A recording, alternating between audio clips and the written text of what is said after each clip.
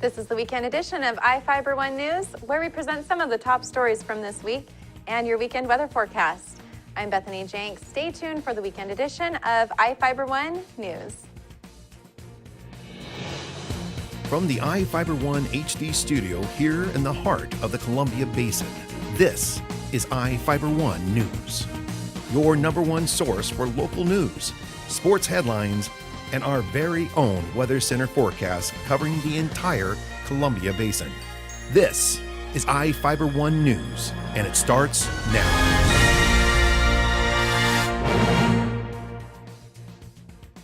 One of our top stories for this week was about a Moses Lake 11-year-old boy who was honored as a hero for saving his little brother's life.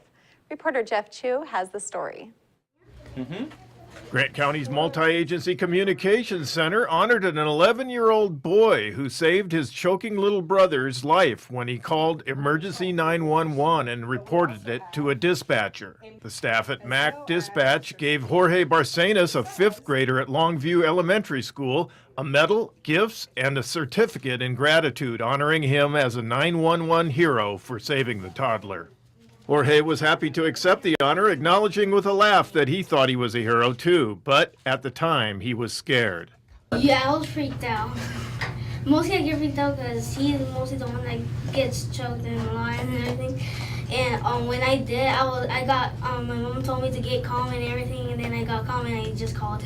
Jorge said he learned how to properly call 911 in Longview Elementary School teacher Nancy Hansen's fifth grade class.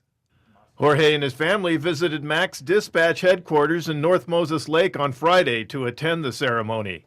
Jorge is the son of Sergio Barcenas and Rosa Lozano of Moses Lake. MAC Public Education Coordinator Helen Terry explained what Jorge did right. Jorge knew his address and he knew his phone number. He stayed on the line. He remained calm. He did everything that we asked him to do. He knew his address and his phone number. That's huge. Location is the most important thing they can give us. And then he was able to tell us what was happening so that we could give him instructions to help his younger brother. Terry explained why Jorge stood out among other emergency calls from children to MAC 911. Actually, we don't get a lot of child calls that are as good as Jorge was. You know, they don't know their address, they don't know the phone number, or they're you know, it's an emergency situation, so they're kind of hyped up too, and it makes it harder to get the information. MAC emergency dispatcher Dustin Bila, who took the call from Jorge on March 11th, finally met the youth at the ceremony and thanked him. Bila remembered Jorge's call. Normally when we get children on the phone, they're translating for their parents, and because their parents are hyped up because it's an emergency, they get hyped up as well. However, Jorge remained very calm throughout the call. He was able to provide his address without any prompting from his parents. He was able to provide the phone number without any prompting, as well as a general description of what was going on, which allowed me to get all the information into the system quickly so that we could get medical aid dispatched for his brother. After the ceremony, Moses Lake Police Officer Kurt Liedebor, who translated for the family, took them on a tour of MAC's Dispatch Center. I'm Jeff Chu for iFiber One News. The Moses Lake High School track and tennis courts could be getting some much-needed renovations by the start of classes in the fall. Reporter Devin Higgins has the details. Moses Lake High School has another problem besides figuring out where to put all its students. Its track and tennis courts are falling apart. Patches designed to fill in trouble spots on the track have eroded and cracks have formed throughout the running surface. The tennis courts are in as bad of shape with cracks across the playing surface, rendering one court unusable for the high school's team. Athletic Director Lauren Sandhop explained why full renovations are now essential. Both the Moses Lake High School track and the Moses Lake High School tennis courts were done, I want to say mid-90s, let's say 95. So their lifespan typically is about 15 to 20 years. And so we're at that point right now where we're 20 years in, and so we've got some cracks in some asphalt, which ultimately affects the playing surface. So as you look at those facilities, you can see that the cushiony part of the track itself is getting compressed, and that's something that we need to address. That affects the kids' legs and shin splints and things like that. Community members come in and play tennis. Community members come in and use the track. Not to mention every one of our middle schools come and use our track for their meets. And so we really need to address that issue for multiple reasons. Not just for the athletic director part of me, where my teams are going out and playing on those facilities, but really our physical education classes in our community use those too. Sandob said the district is getting estimates for the renovations, but believes they could cost between $500,000 and $1 million. His hope is that if the district can find the money, the renovations would be done in time for the start of school in the fall. In Moses Lake, Devin Higgins for iFiber One News. Now we take a look at people being sought by law enforcement. This is Sheriff Tom Jones with the Grant County Sheriff's Office. Each of the people you see here have a warrant for their arrest. If you see any of these people, we ask you do not attempt to detain or apprehend them, but call us at 509-762-1160 or send us an email at crimetips@co.grant.wa.us. If the person is presenting a danger, call 911. With your help, we can bring these people to justice and make our community safer. We'll be right back after this. At Moses Lake Community Health Center, we have had the privilege to serve the local communities since 1978. What I like about working at this clinic more than any other clinic that I've worked at is the patient care. With the patient care team that we've assembled, it allows us to take care of these many facets of the patient and their family's needs. Please take the opportunity to experience the high-quality care provided at our clinics.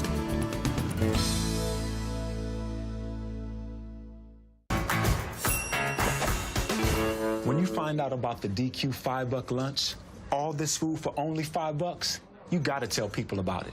So I situated nice. Frosty drink next to this juicy grilled burger and fries. Get my sundae, boom.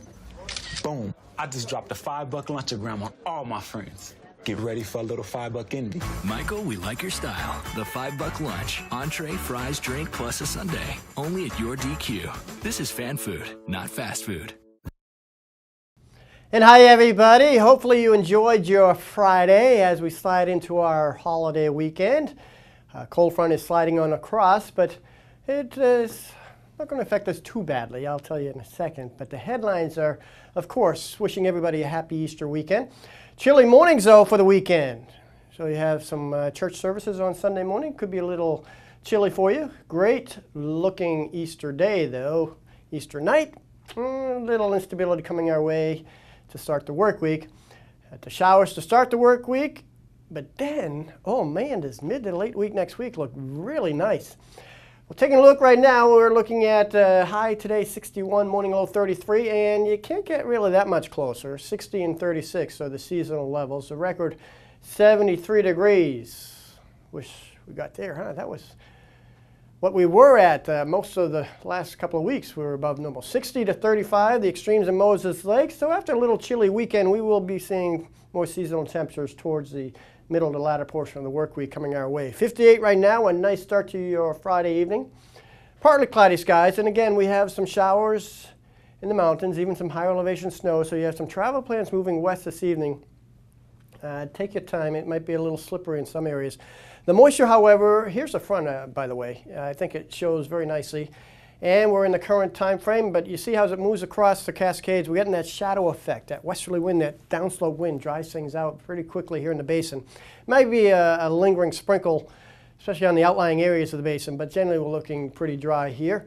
And as we slide through Saturday, you can see lots of sunshine, but by the time we hit Sunday, there's an upper low, folks, here that's dropping into Northern California, and it's spinning out a little disturbance up towards eastern Oregon and then into eastern areas of the state. And so we'll have to introduce a few sprinkles Sunday night into Monday morning, particularly just to our east. In the meantime, here's the state forecast to start your weekend.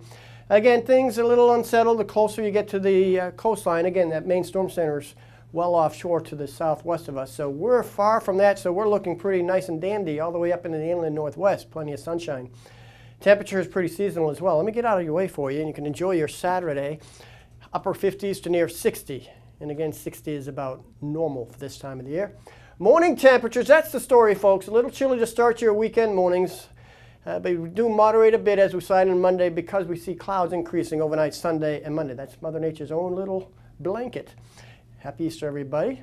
And again, showers possibly south on Easter, but then we see a nice improvement. Look at that, mild temperatures, mid to high 60s late next week. Again, happy Easter, everybody. Hi, Hi. Hi, I see here on my glasses that it's your sales event. Yeah, we have low APR financing and some great lease offers. Check out the bold new Camry. Wow, that's really nice. I gotta get a closer look. Wow, there's so much stuff. Careful. If I could just see where I was going. Right now, you can lease a new 2015 Camry for $199 a month with $750 lease bonus cash. Plus, every new Toyota comes with Toyota Care, our no-cost maintenance plan. Now this is cool. That's easy to see. Toyota, let's go places.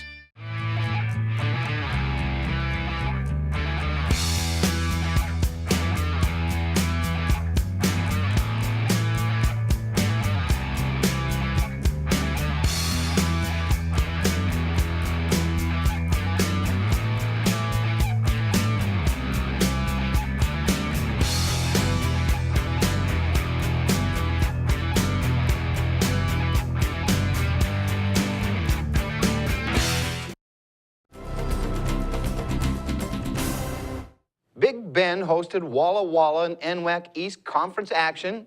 It was an offensive slugfest that produced 41 runs. The Lady Vikings split a doubleheader with Walla Walla at home Tuesday. Big Ben beat down the Wolves 17-3 in Game 1. Walla Walla turned the tide in the nightcap, taking the slugfest 11-10. The Wolves were up 3-1 after 2 innings were in the books in the opener. Big Ben exploded for 14 runs off of 9 hits in the home half of the third to run away with it. Olivia Harrison went the distance in the circle to record the win, giving up 3 runs off 4 hits and fanning 5. The Lady Vikings out-hit Walla Walla 15-11 in Game 2, but committed 4 errors in the loss. Stormy Kidd took the hit for Big Ben, giving up 9 runs off 9 hits. Moses Lake opened Big 9 league play with a 3-game sweep of Eisenhower. The Chiefs were looking to make it 4 straight wins, but took 1 on the chin at home against Wenatchee. Moses Lake hosted Wenatchee in a Big 9 conference showdown, and the Panthers struck first. Scoring 1 run each in both the first and third innings, the Panthers had a 2-0 lead after 3.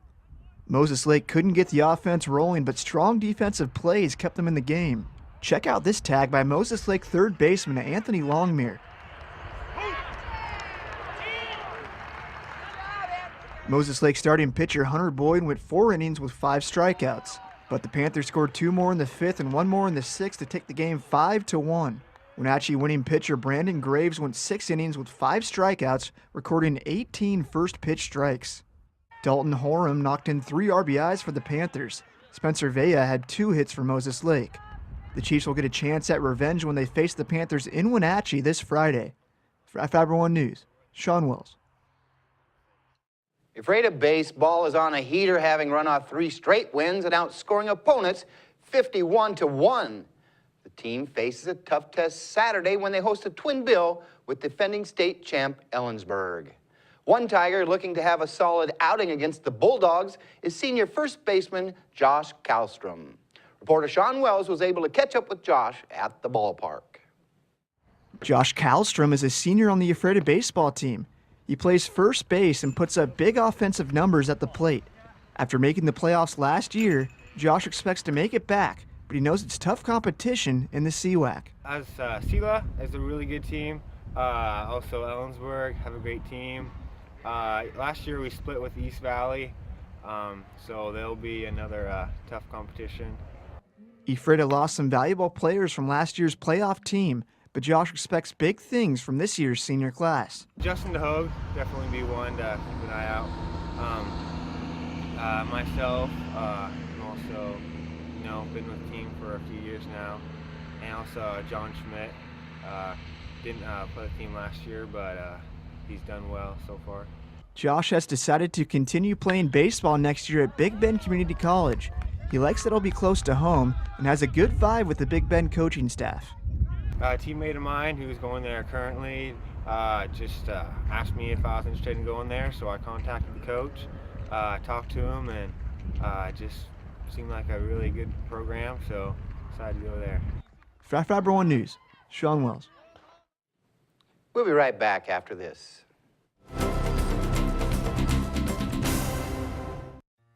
Hello, my name is Cheryl Kono. I am your local Ephrata Farmers Insurance Agent. Here at Cheryl Kono Insurance Agency, Our customers always come first. We don't just work here, we live here. Please stop by the office, call, email, or Facebook me for a free auto, home, life, business, or farm and ranch quote today. We are insurance. We are farmers. Come in for a free quote today. We are farmers. Bum, ba-dum, bum, bum, bum, bum. Well, one thing I knew from being a patient myself was that a dental office is a scary place to come to. And so we wanted everything possible to make sure that our office is a comfortable place for our patients to visit.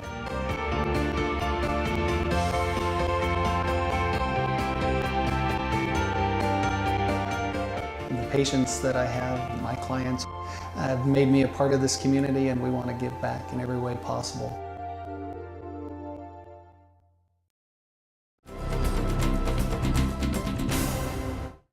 Welcome back. Our next story is about a show of support from Grant County Fire District 5 for a fellow firefighter who is battling cancer.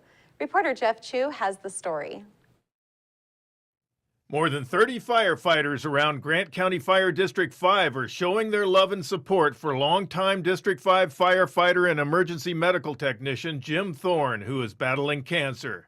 District 5 Captain Mike Evans, who is close friends with Thorne, came up with the idea after Thorne lost his hair during chemotherapy.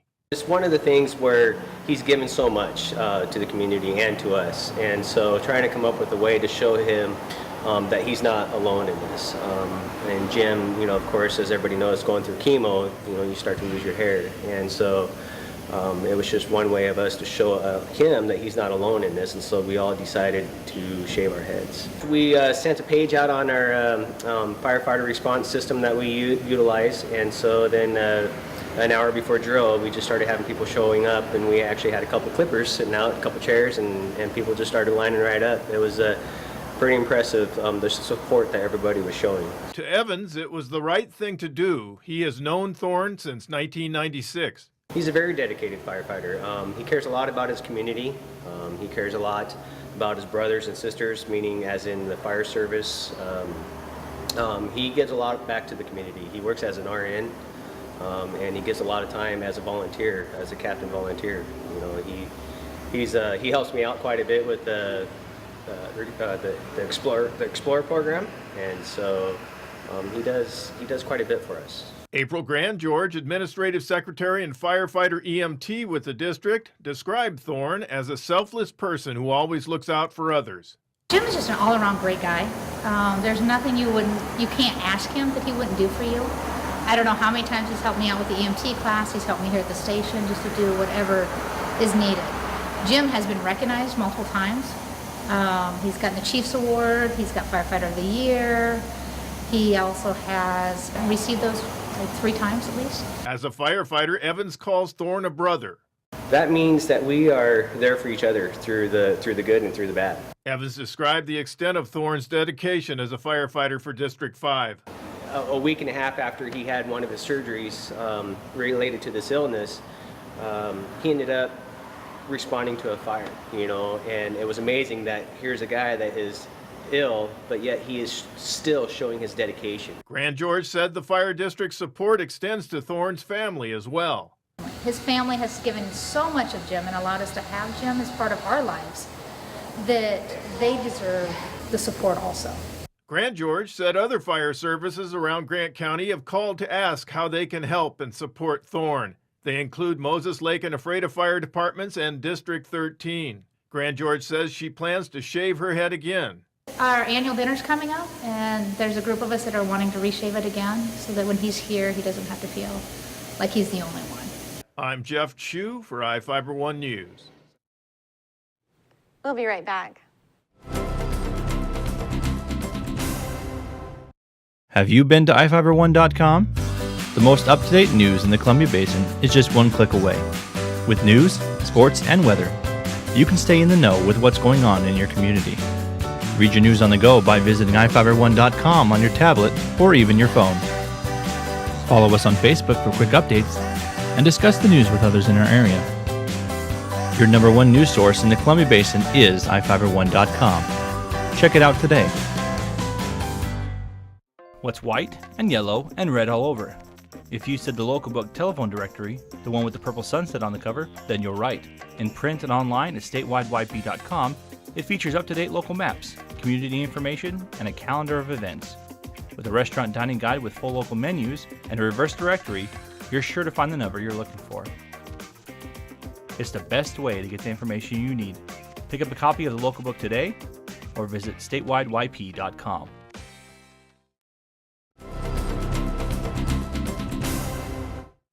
Welcome back. The next story is about the Columbia Basin Technical Skills Center welding program. More female students are taking advantage of the program as demand for the skill grows. Reporter Jeff Chu has the story.